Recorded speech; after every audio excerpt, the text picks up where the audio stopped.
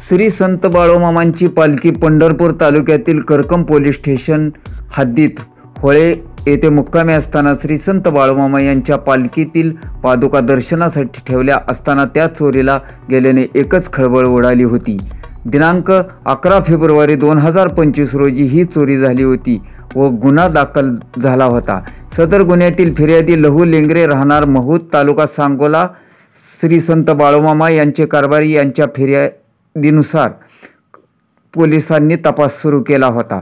यामध्ये ह्या चोरीला गेलेल्या पादुका शोधण्यात करकम पोलिसांनी जोरदार कामगिरी केली व पादुकांचा शोध तात्काळ घेतला।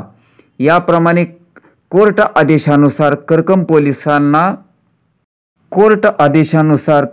पोलिसांनी आज दिनांक 24/5/2025 रोजी संत बाळूमामा यांचे कारभारी यांच्या ताब्यात या पादुका दिल्या। यावेळी करकम पोलीस स्टेशनचे सहाय्यक पोलीस निरीक्षक सागर कुंजीर हजर होते व करकम पोलीस सर्व हजर होते। पादुका मिळाल्याने बाळूमामांचे सर्व भक्तगण बाळूमामांचा जयघोष करीत वाद्याच्या गजरामध्ये पालखीकडे पादुका घेऊन रवाना झाले।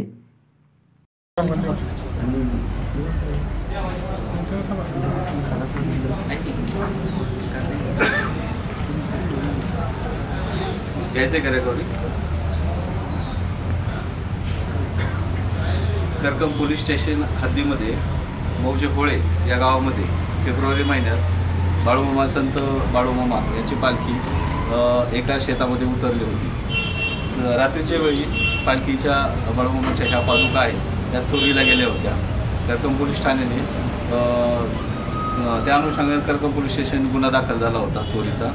करकम पोलीस स्टेशनच्या अधिकारी व आमच्या कर्मचाऱ्यांनी त्या गुन्ह्यावरती चांगला तपास करून आरोपीला शोधून ह्या चोरी गेलेल्या पादुका त्याचा हस्तगत केल्या आणि आज रोजी माननीय न्यायालयाकडून ह्या पादुका फिर्यादीला परत करण्याचे आदेश झाल्याने आज आपण त्यांना ह्या बाळूमामांच्या पादुका ह्या परत केलेल्या आहेत आणि परिसरामध्ये देवाच्या पादुका चोरीला गेल्यामुळे एक थोडीशी हळहळ व्यक्त होत होती।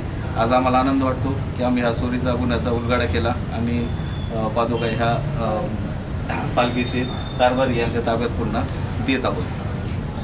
सर्वप्रथम करकम पोलीस ठाणे यांचे आभार व्यक्त। त्यांनी सर्व टीम पणाला लावून काम केल्याबद्दल त्यांचं हार्दिक अभिनंदन। त्यांनी पूर्ण टीम कामाला लावली आणि ह्या पादुका आमच्या ताब्यात दिल्या।